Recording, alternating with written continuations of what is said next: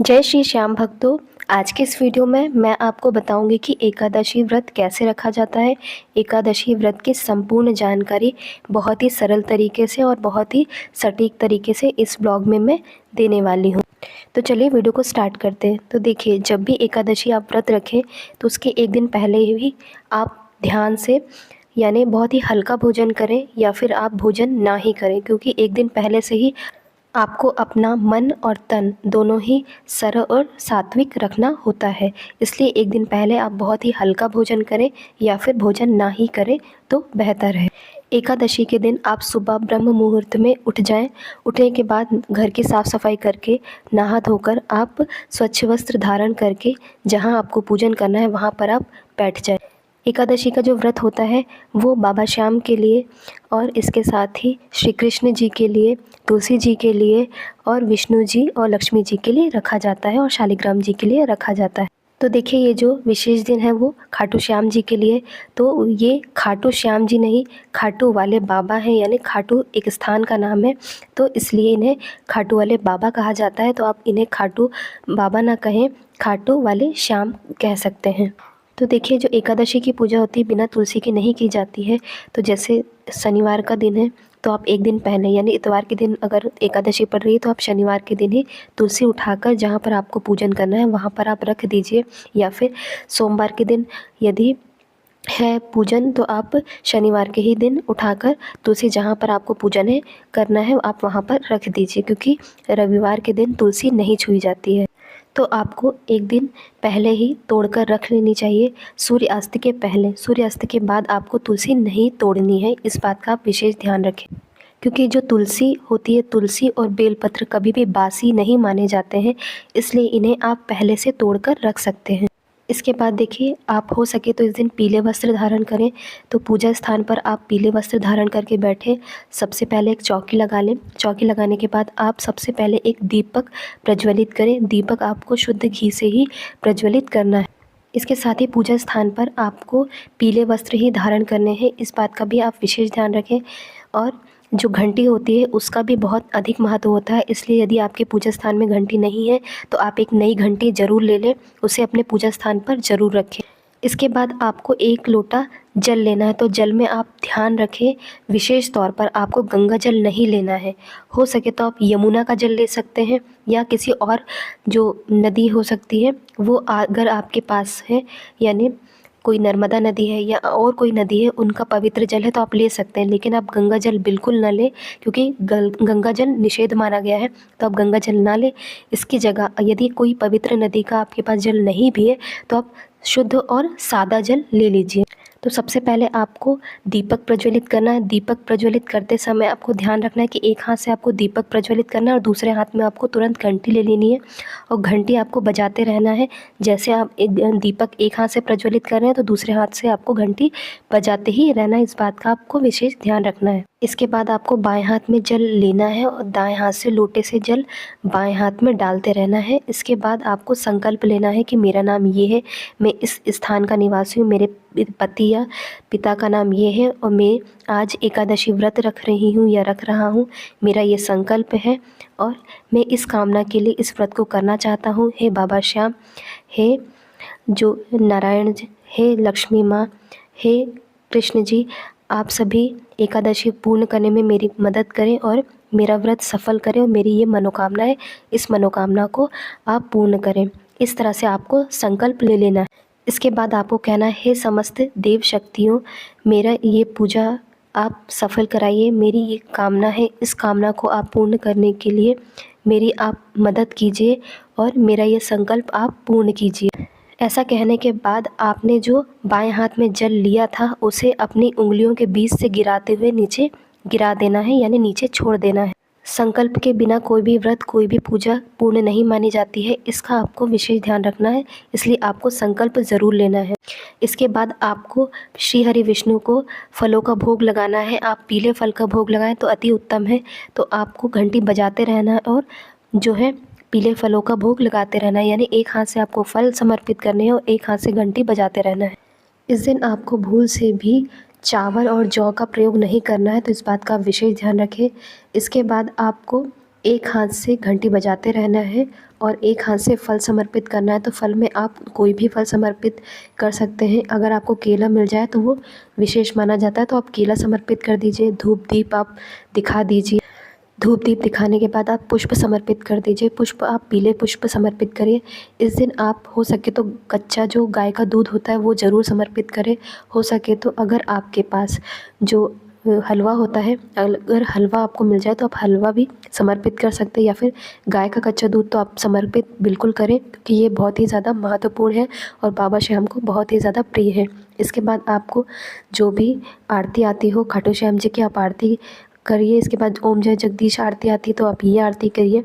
इसके बाद आपको यदि खाटू श्याम जी की चालीसा आती है तो खाटू चालीसा जो भी आती है बाबा श्याम जी की, आप चालीसा ज़रूर पढ़ें। इसके बाद आपको हनुमान चालीसा पढ़नी है और हनुमान जी की आरती ज़रूर करनी है, क्योंकि इस समय जो पृथ्वी पे सबसे ज़्यादा जागृत देवता हैं वो हनुमान जी ही हैं। इसलिए हनुमान जी की आरती पूजन आपको ज़रूर करना है और हनुमान चालीसा भी ज़रूर पढ़नी है। आप हो सके तो एक हाथ से चालीसा पढ़ते रहें और एक हाथ से घंटी बजाते रहें। यदि आप नहीं बजा पा रहे हैं तो कोई बात नहीं है, किसी और को आप बोल दें कि घंटी बजाते रहिए, आप चालीसा पढ़ते रहिए और आरती करते रहिए। आरती और चालीसा के बाद आपको जो लोटे में जल रखा था उसे ले लेना है और पूरे घर में अपने छिड़काव कर देना है। छिड़काव करने के बाद अगर जल बच जाता है तो आप वहीं स्थान पर रखे रहने दीजिए। यदि आप अगर आपने 2 लोटों में जल लिया है तो आप 1 लोटे का जल सूर्य नारायण जी को समर्पित कर दीजिए और 1 लोटे का जल आप अपने घर में सभी देवी देवताओं को नमस्कार करने के बाद और अपनी इच्छा बोलने के बाद उसे अपने घर के सभी हिस्सों में सभी जगह आप छिड़काव ज़रूर करें। इस दिन यदि आप व्रत करते तो पूरा दिन आपको कुछ भी नहीं खाना है। यदि आप एक टाइम फलाहार करना चाहते हैं तो आपको दोपहर के समय 2 बजे से 3 बजे के बीच आपको फलाहार कर लेना है।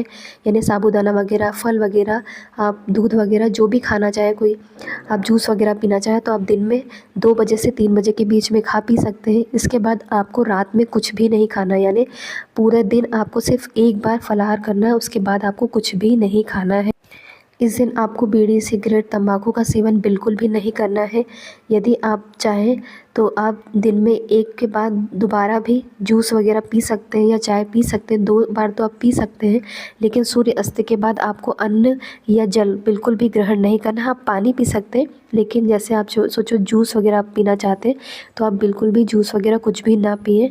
आप सूर्य अस्त होने के पहले ही जो भी फलाहार करना चाहे वो कर सकते हैं। सूर्य अस्त के बाद आपको अन्न का या फिर कोई चाय पानी आपको बिल्कुल भी कुछ भी नहीं खाना पीना है।